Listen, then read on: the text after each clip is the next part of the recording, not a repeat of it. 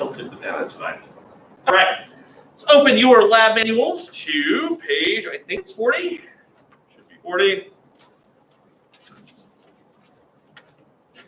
Oh, I'm wrong. It's 42. We're talking about volcanoes. All right, so you've seen me talk about or show you videos of volcanoes in the past, and we've talked about how volcanoes are the driver for what is called lithogenesis, which is litho for rock and genesis for creation. So it's rock creation. That's what lithogenesis is. So we know that a lot of the material that we have on the Earth's surface right now started there. Okay, and it will end there. But we talked about how we talked about sedimentary rocks last week, and we know that sedimentary rocks are, again, the most common rock on the Earth's surface, right?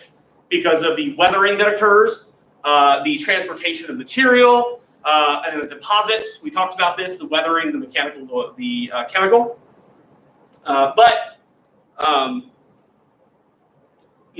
The most common type of rock on Earth is actually igneous, because deep below the Earth's crust, we have the mantle and the core, which are full of molten material, although some parts of the core are solid. But all right, so we're going to talk about how those volcanoes, when they erupt, we talk about how they erupt with a lot of pressure. So it's like if you took a bottle of Coke or something, shook it up, and took the top off. And I actually did this for a class the other day, but it's expensive for me to do it for a class. I'm not I'm trying to spend like $10 a week on soda here. But the process is the same. You are making it where those gases are pent up so much that they need somewhere to go. And this is the way volcanoes work also. I mean, it's obviously a more complicated process, but volcanoes are very much about pressure that pushes the material outward, that extrudes. We talked about that when we talked about igneous rocks. So we extrude this material, right? When it goes from being magma inside the Earth to lava outside the Earth, right? So there are two ways that we generally see this process driven, okay? So to create a volcano, to create a extrusion of magma, right? There are two ways that we are going to talk about. We're going to talk about one is subduction.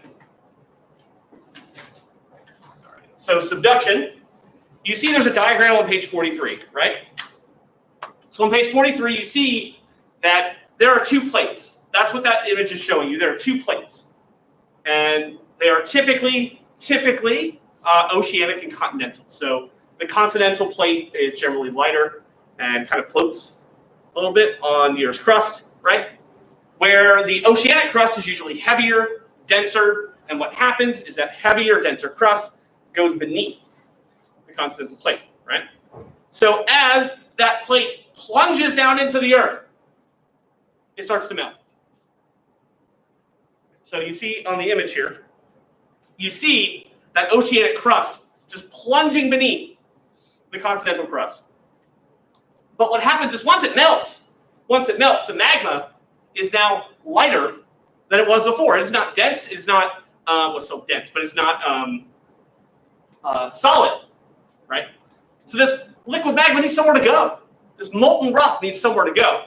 So it gets pushed outward. And this is where you see kind of like on the middle, the diagram here, is the plate melts. That's what happens here. That is what's going on. The plate is melting. Just let me draw an image of this. So here's the plate. Just want to make sure. So this right here is your oceanic plate. Do some ocean here. Yay, fancy.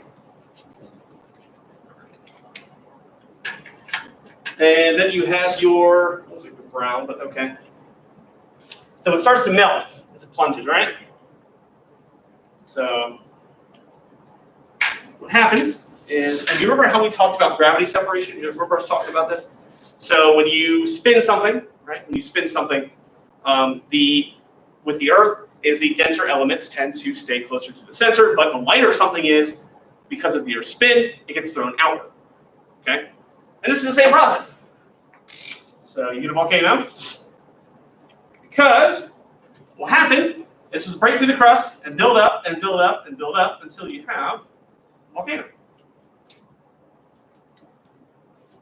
And so you guys know about, I talked about this movie the other day. My favorite movie is Pacific Rim. You guys ever seen that? Yeah, giant robots punching giant monsters. Yeah, real simple, easy stuff. Love watching it. All right. The Pacific Rim is, or as it's also called, the Ring of Fire, is a ring of volcanoes that goes around the Pacific Plains. And those are areas of subduction. Areas of subduction. Okay. Okay, so remember, we talked about subduction. Okay. Well, let's simplify this. We're talking about a plate plunging beneath another, meeting another tectonic plate, plunging beneath another and melting. And that molten material rises through the surface and becomes a volcano. Okay. You guys have any questions about this? No? Okay. Erase this. We're going to talk about the next one. So I feel like you can't have a volcano lab without talking about Hawaii. Have any of you guys been to Hawaii? Okay. The Hawaiian Islands are volcanic landforms. Most of them are inactive volcanoes. Obviously, not all of them, because Marquia, the way. But what happens in our second formation? It's called hotspots. It's called hotspots, right? So this is at the bottom of page 43. Bottom of page 43. So let's say we have a plate, right? I'm going to draw a very simplified plate. So let's say this is a tectonic plate. And we know that the plates move, right? So let's say the plates are moving this way, right? Okay. What will happen is occasionally you will have magma that rises through the mantle and wants to punch through the crust. And it will. So let's say that happens right here, right? So we'll punch through the crust, and that magma will come through and start to build up landforms. But what happens is that hotspot, that extruded magma, that area where that is coming from, does not move. But the plate continues to move. So as the plate continues to move across the ocean floor, the place where that hotspot comes up will move with this plate. So what you'll get one right here, one right here, maybe one right here, as the plate moves. So basically the hotspot didn't move, but the plate does. And you get, this is the closest to the Hawaiian Islands I can give you without life. I don't know their actual outline, but you get something like the Hawaiian Islands. So, now right now they do have an active volcano, which is pretty neat. But this is the way hotspots work. So a hotspot will come up through the surface, right? And what will happen is the hotspot rise, create a new landform, and the plate will continue to move, but the hotspot will just create new landforms as it moves. Okay. All right. Any questions about these two? Any questions about these two? All right. Neat. All right. Now let's talk about lava. Yeah. Talk about lava. Okay. There are three types of lava we're going to talk about. So, this is the formation. Lava. There are three types of lava we're going to talk about. First one, I believe it's, yep. Okay, you'll see it A, apostrophe A, Yeah, it's a Hawaiian word. All right. So, lava. Okay, so this is primarily basaltic in composition, but it's highly viscous. So what we mean by that, when we say something is viscous, we mean it is dense, it is thick. Think like, I think the most common viscous material that we have in our house is cough syrup. It's a highly viscous liquid. It's kind of like I know it doesn't flow like water does. It's kind of slow. So it's viscous, and it flows slowly. It flows slowly, and this is also tends to be lower in temperature. Tends to be lower in temperature. Okay. So viscous, flows slowly, lower in temperature. Okay. Inversely, we have that fancy word down at the bottom of page 44. It's pohoihoi. Okay. So this has low viscosity. Low viscosity.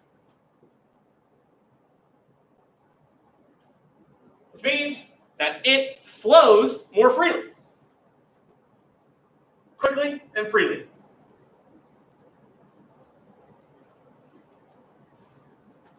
But this lava also tends to be extremely hot.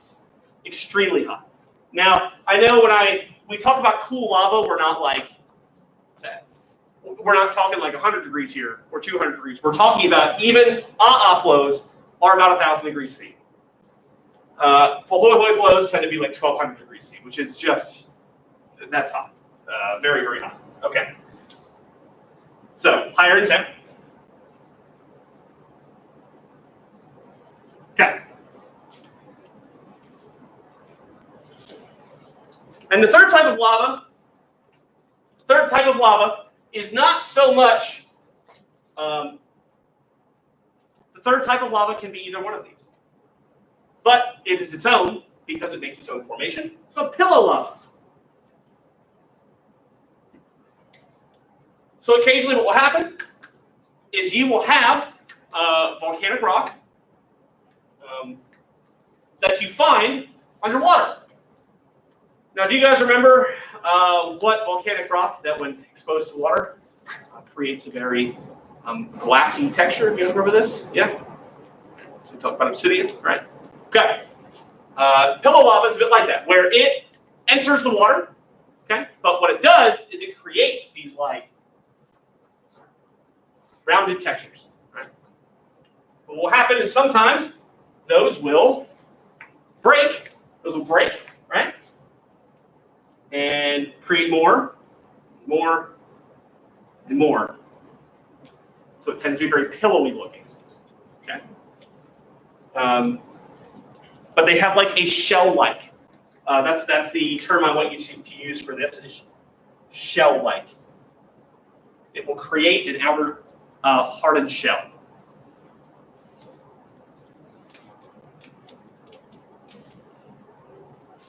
All right. So we talked about formation. We talked about lava. Do you have any questions so far? All right. Okay. So we have one last part to talk about, and I'm going to do this. I definitely have to draw pictures for this. All right.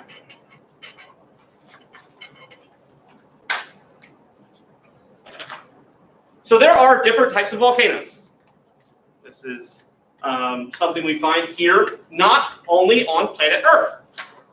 This is not only on planet Earth, but so types of volcanoes.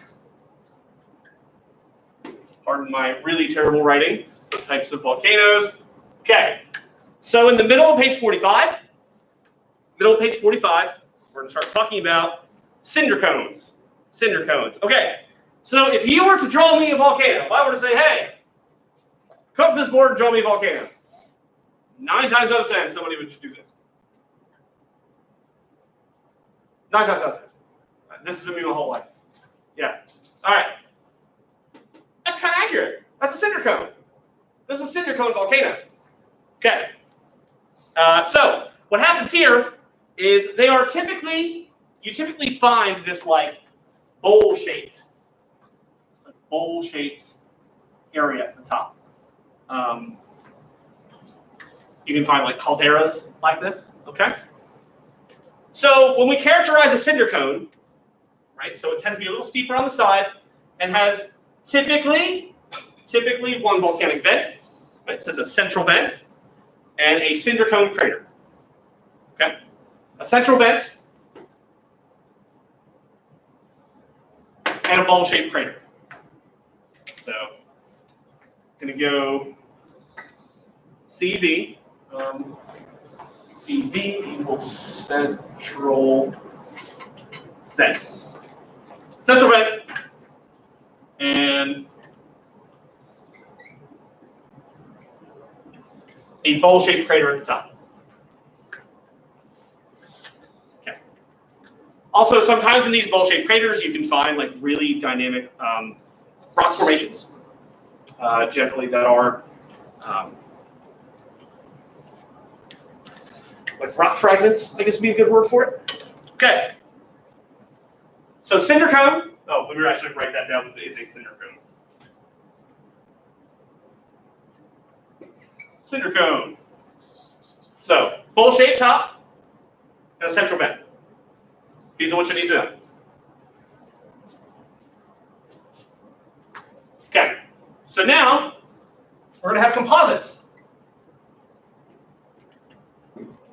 Composite volcanoes. A lot of the most popular volcanoes that you would know are composite volcanoes. So there was a very popular eruption back in 1980 of Mount St. Helens. Mount St. Helens was a composite volcano. All right. So what do these look like? Well, they tend to have, you can see down at the bottom of page 45, they're sometimes also known as stratovolcanoes, given that they can be very, very tall. Very, very tall. All right. So they are typically symmetrical and incredibly steep. So they tend to be very high. Very high and very steep. Okay. But these will have a central vent, right? See a central vent. Okay. Got that.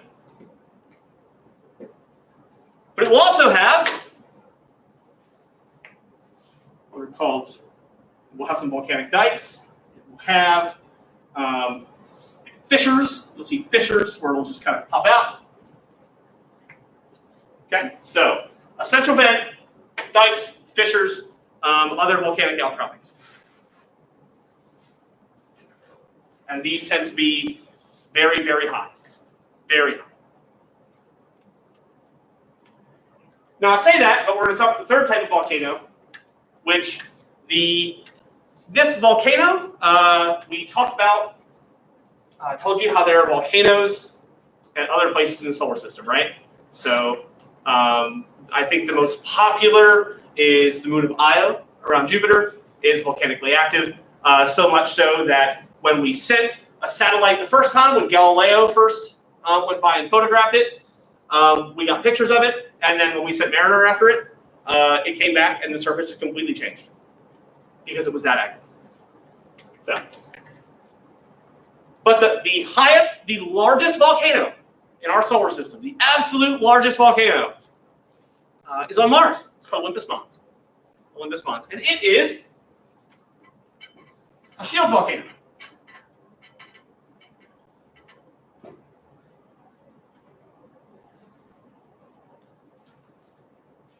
Yep. So shield volcanoes are characterized by, they tend to be very wide.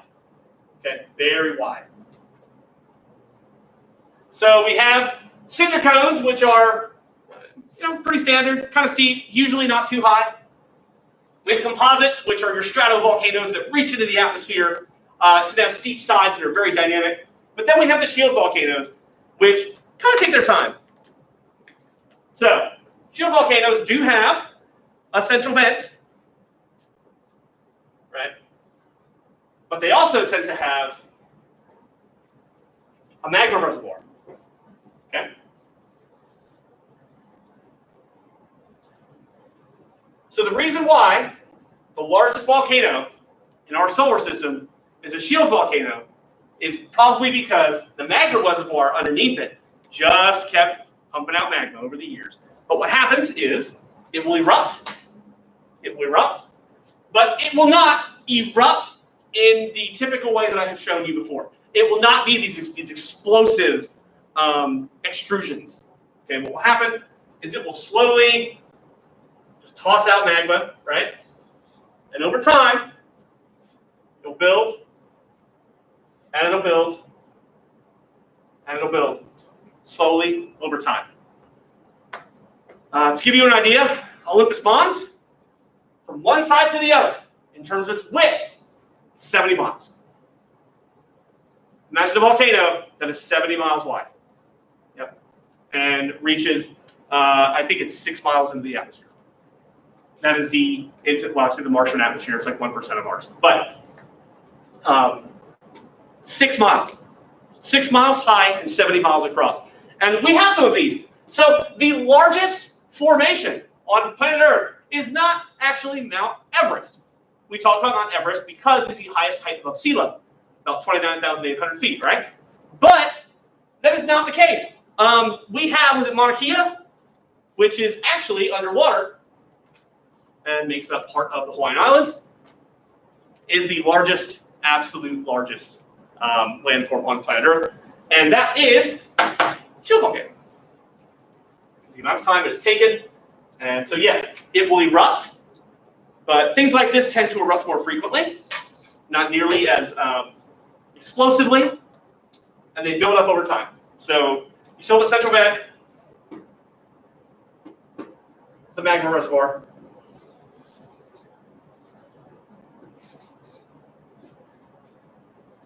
Okay. Any questions about these?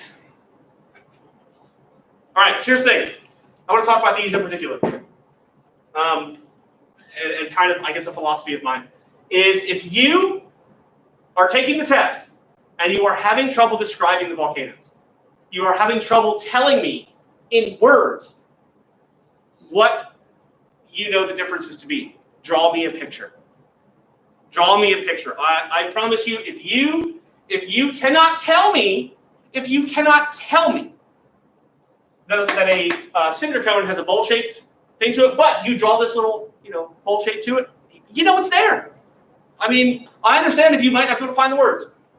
If you draw me these pictures, that's full credit right there. I mean, if you cannot explain to me, show me. Tell me that you have understood what I've shown you. Because these in particular, I know that I will ask you to identify the 3 different types of volcanoes. And I will probably ask you about the lava also. So the lava, please know about viscosity and heat. Viscosity and heat are like which one is hotter. It's super important here. Do you guys have any questions about this? Okay. All right. So we're going to get in your lab now. So for those watching at home, I am going to end the stream.